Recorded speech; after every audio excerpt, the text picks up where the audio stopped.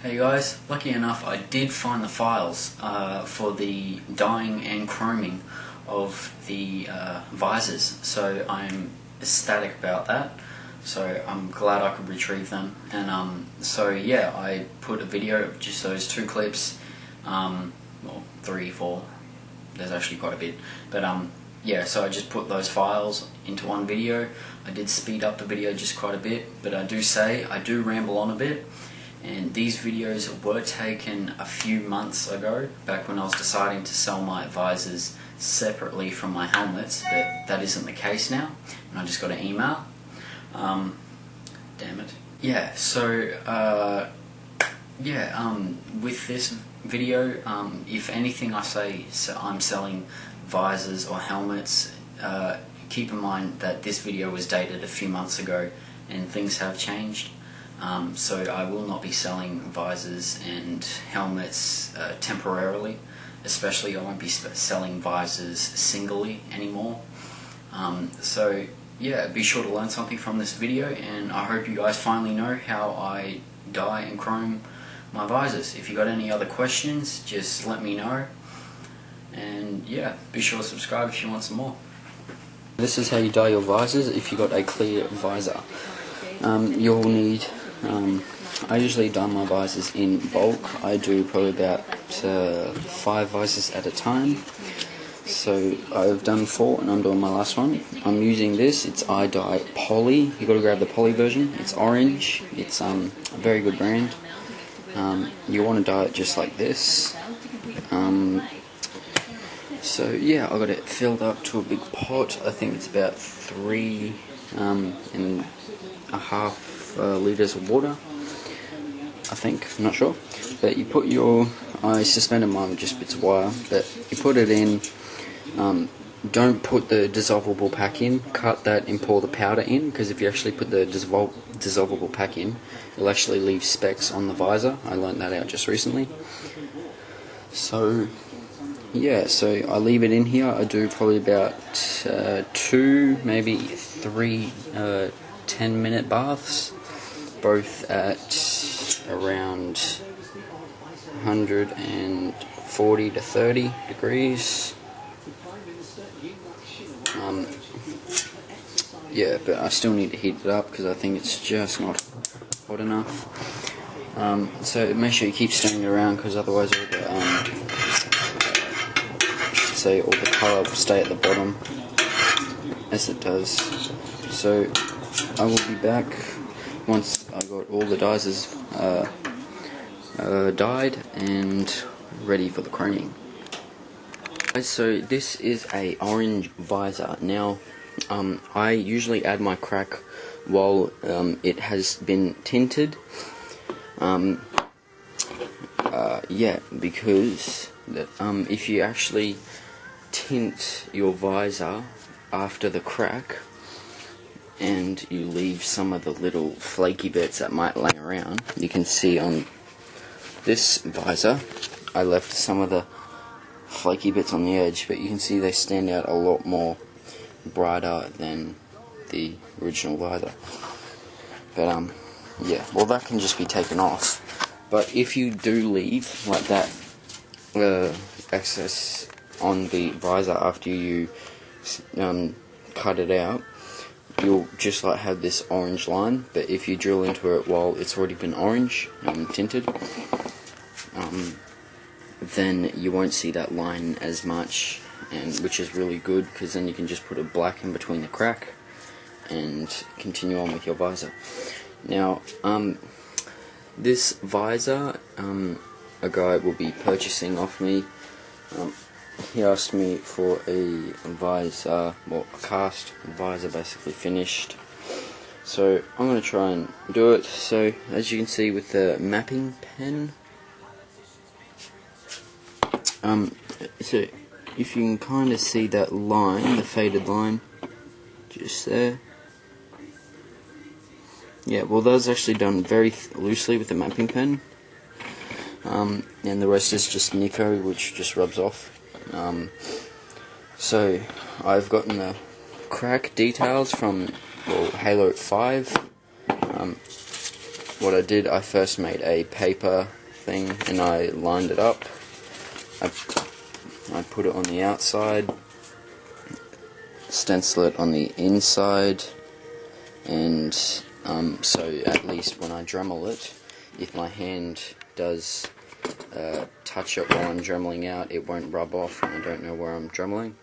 For it being on the inside, it will be a lot more easier, but with this Dremel tool attachment, I'll be using this, which I'll be basically zigzagging, jabbing and doing all that, but you have to do it very carefully because the plastic is only about that thick. And if I show you with this, but as you can see, I don't really have that much to work with, so I can't go in too far, otherwise I'll pierce the visor. That'll look really bad, so I got to carefully Dremel it out and do my careful thing. So if you're planning on doing it, you've got to be very careful because the plastic can be very thin. It's even thinner in some spots, especially around the edges, a lot thinner, because that's where the vacuum basically stretched the plastic. It's usually around the sides. So yeah, so if you're going to be doing this crack, I suggest you don't do it once it's already been chromed, because the chrome will rub off when you do it, because you have to be extremely careful because you don't want any other marks on the visor except for the crack. So you can't handle, like if you can't hold it and it just skids off, it will leave marks all over the visor, just leaving it crappy, and that's what I've done to a few other copies. So yeah, but I've really gotten the technique down, so I can do it now. But if you are doing it, just be careful, because you don't want to wreck the visor. This is the visor with the crack in. Didn't go through once, it actually came out quite really good.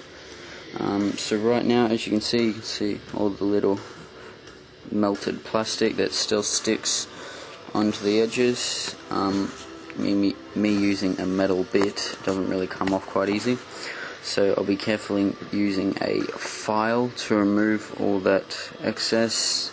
Then after, I will give the whole visor a rub with some soapy water to get it all clean and ready for the chroming.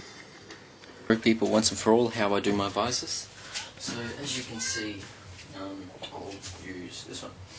This was one that was sprayed with Alclad on the inside, making it reflective, as you can probably see the camera there. So yeah, all it is Alclad on the inside. You're probably saying, oh, I can't see through it, but actually you can see through it once you put your eyes onto it. You see the camera doesn't really pick it up as well, but if I were to go outside or anywhere out the shed, you should be able to. It's a lot more better view because the camera is actually picking up on all the silver. But to me, when I just put it on, I can see camera perfectly. I can see where everything is. I know exactly where everything is. So that's basically what Alclad does. When you're up close, you can see right through it, and it also, when you put a black behind it, it makes it reflective. So if I were to stand here and just put like my shirt against it, you can see it's basically reflecting back straight at the camera. But if I were to put light behind it, you can see through it. So that's basically what I do. Now, with this Alclad, once I've sprayed it on, the very first time I sprayed it on, I got very scared because I noticed it would rub off a little bit. So I'll just carefully rub this area. So when I carefully rub that area, you can see it looks like it's coming off, and I think that's that actually I left it for like what is it, probably maybe about 20 days, and it still stayed on there. But once you rub off that first layer, all the other layers don't come off. but you got to be very lightly, like extremely lightly. I'm doing this with a tissue.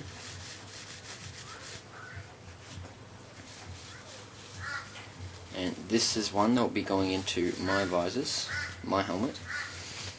And by doing that, it also helps, see, it makes it a bit more reflective. So that's basically one little neat trick that I found out.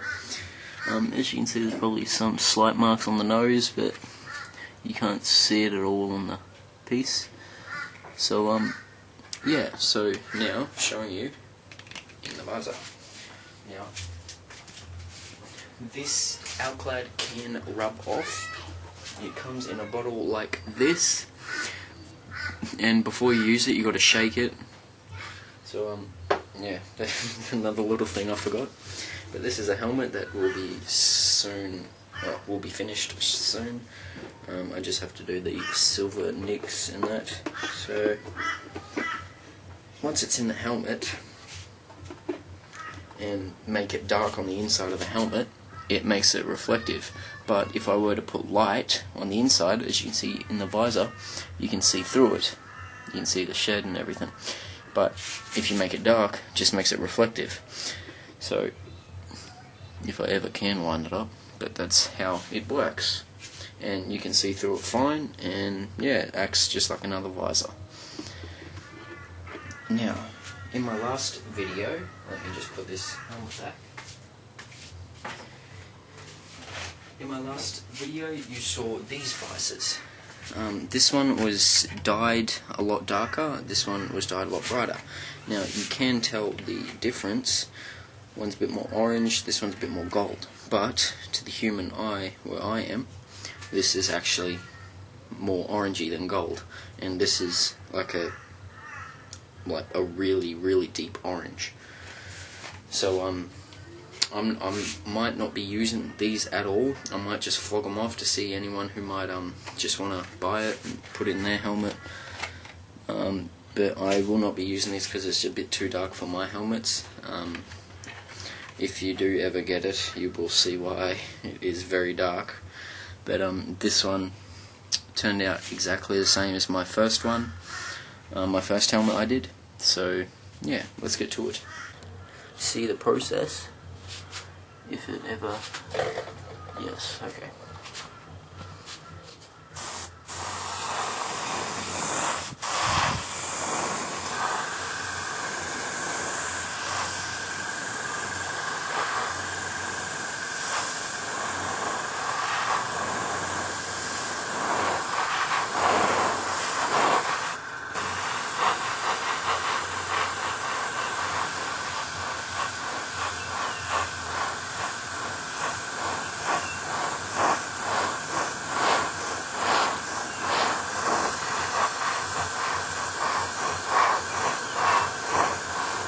Well, I'm going to do, that's enough for now, but as you can see, pretty good. And this inside is silver, and the reflectivity is quite great. I'm going to have to see. Okay, it is very dark.